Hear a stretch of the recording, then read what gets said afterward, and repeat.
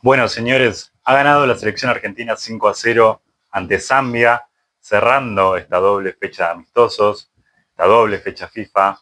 Y yo creo que más allá de los rivales, más allá de que los rivales no son medida ni de cerca para esta selección, más allá de que el primer partido se te complicó, porque lo jugaste con una paja terrible, creo que se pueden sacar conclusiones, o al menos nosotros, los futboleros, los hinchas, podemos sacar algunas conclusiones.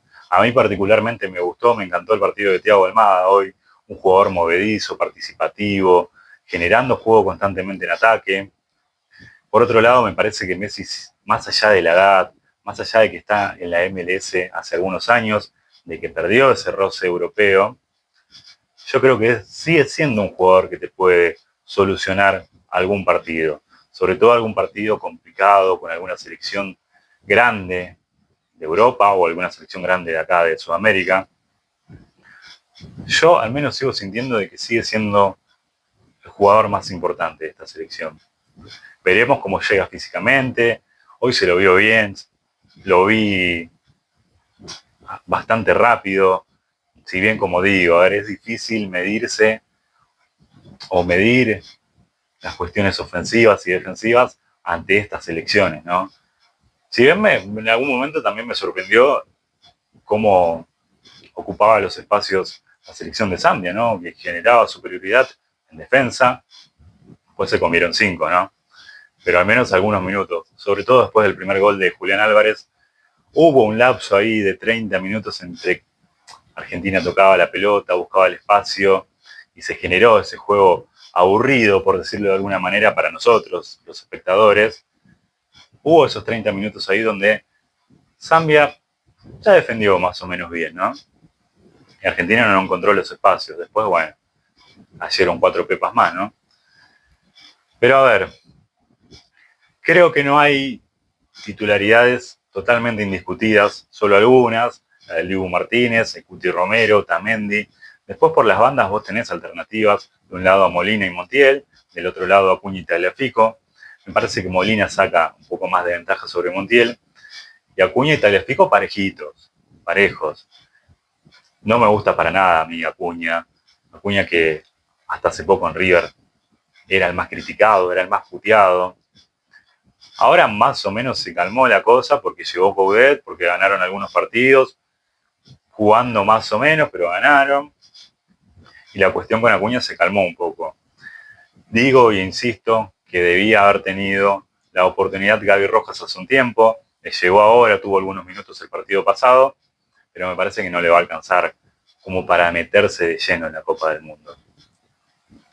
Me parece que fue tarde la convocatoria. Y que terminará yendo a Acuña y Tagliafico. Entre Acuña y Tagliafico, yo elijo a Tagliafico. Acuña no me convence para nada. Después en el medio campo vos tenés a De Paul, a Paredes. Enzo Fernández me parece que puede ser uno de los que saque una leve ventaja para ser titular, por decirlo indiscutido en algún momento. Messi, como digo, se lo vio bien. Al que lo vi lento, que no me gustó el primer tiempo para nada, es Alexis McAllister, que después mejoró, levantó un poquito más, pero bueno, veremos cómo llega en estos 2 meses. Va a ir al Mundial sin ninguna duda, ¿no? Pero veremos cómo está en la Copa del Mundo. Thiago Almada, lo que dije. Veremos si tiene alguna oportunidad en el equipo titular Juliano Simeone. Desde ahora, en los últimos partidos, siempre entró desde el banco. Y en la delantera siempre está entre Julián y Lautaro, ¿no? Nunca hubo un tercer delantero y me parece que no lo va a haber, menos en estos 2 meses. Siempre Scaloni alternó con ellos dos. Ninguno fue titular indiscutido en ningún momento. Y me parece que de ellos dos no sale.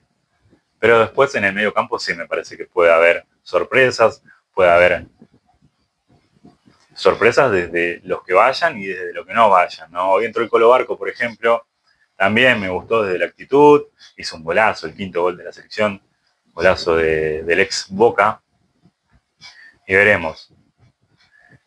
Uno puede sacar conclusiones desde lo que digo, desde la actitud, desde el juego. No es lo mismo enfrentar a selecciones más o menos grandes de Europa o de Sudamérica, no es lo mismo medirse contra esas selecciones, ¿no? Y tampoco te da la seguridad de haberte medido con esas selecciones. Si vos te medís con una selección grande y te va bien, no significa que vas a hacer un buen mundial. A ver, en el 2010 jugamos contra Alemania, algunos meses antes, en Alemania, la selección de Maradona, y ganó 1-0 Argentina con gol de Higuaín. Y a ver, después en el mundial te comiste 4. El Diego, después del mundial, del partido ese con Alemania, que ganó 1-0 Argentina, y estaba confiado, más como de Maradona. Maradona salió con el pecho inflado ese día. Después lo que pasó, ¿no? En Sudáfrica, nos dieron un baile terrible. Como digo, no te da la seguridad de que vos te jugás un partido amistoso con alguna selección grande, te va bien, no significa que vos vas a hacer un buen mundial. Tampoco que hayas hecho un mal partido contra Mauritania significa que te va a ir mal en el mundial. Pero sí son medidas importantes para los jugadores que vos vas a llevar. Sobre todo en esta selección, ¿no? Donde tenés muchas alternativas. Y vos tenés que elegir lo mejor. Tenés muchas alternativas en el medio campo, me parece, más que nada. Después, en los laterales, yo pienso que estamos flojos. Sobre todo en el lateral izquierdo, en el lateral donde está Acuña y Tagliafico. Quizás haya lugar para un tercer arquero, para mí va a ser Musso. Será Emiliano Martínez, Jerónimo Rulli y Musso, el ex arquero de Racing, actualmente en el Atlético Madrid. Para mí van a ser esos tres. Después en ataque, como digo, es Lautaro Julián. Y ahí lo que Scaloni diga. Partidos 5-0, no hay mucho para analizar, más allá de los jugadores que entraron, de los que salieron. A ver, hubo un cambio de actitud respecto al partido pasado, sí hubo un cambio de actitud y se notó. Se notó que el partido pasado lo jugaste sin ganas. Y se entiende, porque no te motiva a enfrentar a Mauritania. A ver, no es lo mismo enfrentar a Mauritania que una selección más o menos aceptable. Por decir, no sé, Japón que hoy ganó en Wembley ante Inglaterra, sí, son selecciones de medida que motivan un poco más.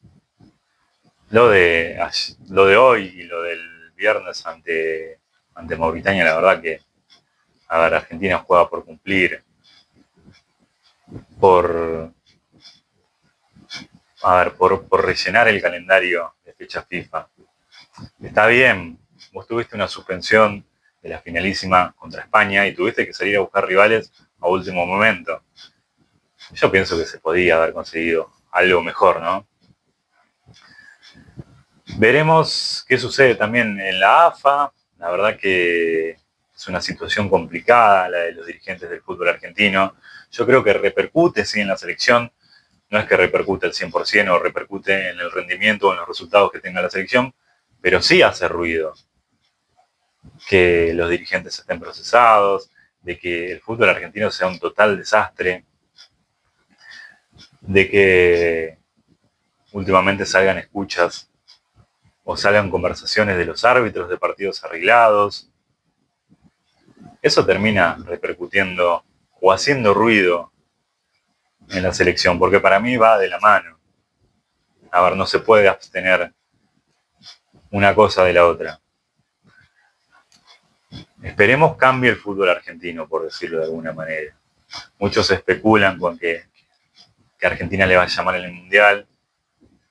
Terminará generando un cambio, sobre todo en la organización del fútbol argentino, que nos cansamos de decir que es un desastre, que hay 30 equipos, que hay 2 descensos, que hay partidos que no se entienden. Hoy, por ejemplo, por dar un ejemplo, jugó Aldo Civi Argentinos a las 2 de la tarde en Mar del Plata. Ni sabemos por qué fecha, si es la fecha anterior, si es la fecha nueva que comienza, si es un partido postergado. Cuestión que jugaron a las 2 de la tarde, un martes, un día laboral. A eso nos referimos, a ese tipo de cosas. Está bien, Argentinos o Aldo Civi Argentinos no es un partido que vos te quieras sentar a ver, pero bueno, son 2 clubes que tienen hinchas, que hay hinchas que los miran. No puedes ponerlo un martes a las 2 de la tarde. Y así miles de cosas, miles de cuestiones. Que veremos qué sucede después del Mundial. Esperemos sea para mejor, sea el cual sea el resultado de la selección argentina en el Mundial, ¿no? Obviamente, si Argentina vuelve a ganar el Mundial, que es algo difícil, no es imposible, pero es muy difícil, y los dirigentes tendrán como una protección, ¿no? Como ese pecho inflado de decir, nosotros somos bicampeones del mundo. Porque se adueñan de todo, ¿no? O sea, a ver, Tapia se siente campeón del mundo, piensa, no sé, siente que él jugó, que él pateó los penales. La verdad que no, los que son campeones del mundo son los jugadores y el cuerpo técnico. Tapia terminó declinándose por Scaloni porque en su momento era lo que más tenía a mano. Hubo una mejora ahí en la Copa América 2019, aquella jugada en Brasil, aquella que perdemos contra Brasil en semifinales.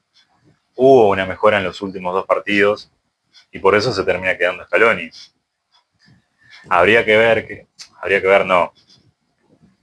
Seguramente hubiese sido distinta la historia si Armani no le atajaba el penal a Derlis González aquella noche contra Paraguay. Argentina perdía, se quedaba eliminado de esa Copa América. Después hubo una mejora en el proceso, en el juego. Argentina hizo una eliminatoria tremenda. La anterior y esta, ¿no? La anterior para mí tiene más validez porque era otro sistema de clasificación, ¿no? O sea, clasificaban menos selecciones, había más competitividad para mí. Esta eliminatoria Argentina la jugó caminando y la ganó de nuevo. Que es algo que no es fácil.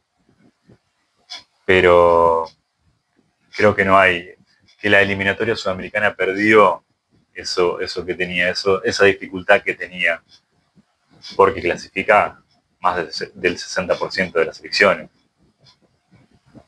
Después Argentina yo siento que tiene en algunos momentos de los partidos, y lo estuvo en el Mundial y lo estuvo en Copas Américas, que tiene 20 minutos, 30 minutos de desconcentración, de que, a ver, no encuentra el juego. Si repasamos, a ver, lo tuvo contra Australia ganando 2-0, que casi se lo empatan.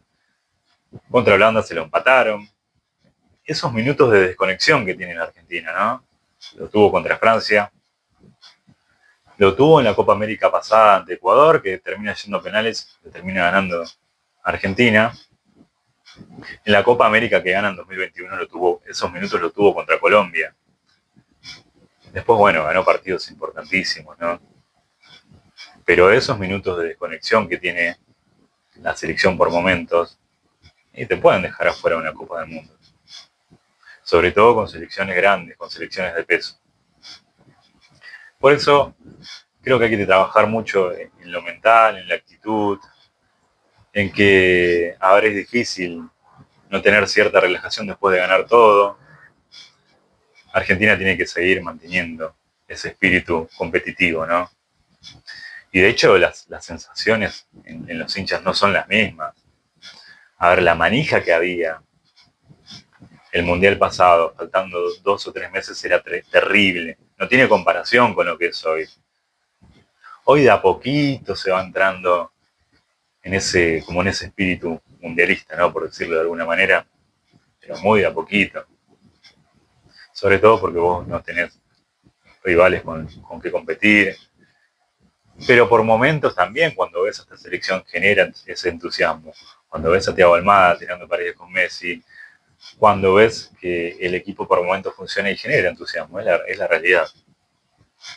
Cuestiones que ganó Argentina, que ganó el partido anterior, más allá de las críticas, lo importante no termina siendo el resultado, porque si es el resultado abultado o resultado corto, da lo mismo. La cuestión es sacar otras conclusiones. Hubiese sido mejor jugar contra selecciones con un poco más de poder, sí, pero bueno, es lo que tocó, ¿no? Ganó Argentina, falta nada para la Copa del Mundo, y esto, como todos sabemos, pasan volando los días, pasan volando los meses, y cuando nos demos cuenta estaremos jugando el primer partido del Mundial. Por otro lado, quiero hablar un poco también de la eliminación de Italia o la no clasificación de Italia a la Copa del Mundo. Algo que sorprende ya porque es la tercera vez consecutiva. Si bien Italia no tiene los mismos jugadores que tuvo en otra época, si repasás la selección del 2006 y la comparás con esta, y la verdad que te caes de culo lo que era esa selección. Totti, Pirlo, Cannavaro, De Rossi, Materazzi, Buffon en el arco. Hoy Donnarumma tuvo una tremenda actuación. Si bien no pudo sacar ninguno de los 4 penales de Bosnia, con Bosnia perdió Italia hoy, con Bosnia. Y creo que por momentos fue más ese, el miedo a perder, el miedo a fracasar de nuevo que otra cosa. Está bien, se quedó con 10 en el primer tiempo, pero después yo notaba ese miedo en los jugadores italianos. Ese miedo y esa falta de jerarquía, ¿no? Esa falta de jugadores que ha tenido en otras épocas.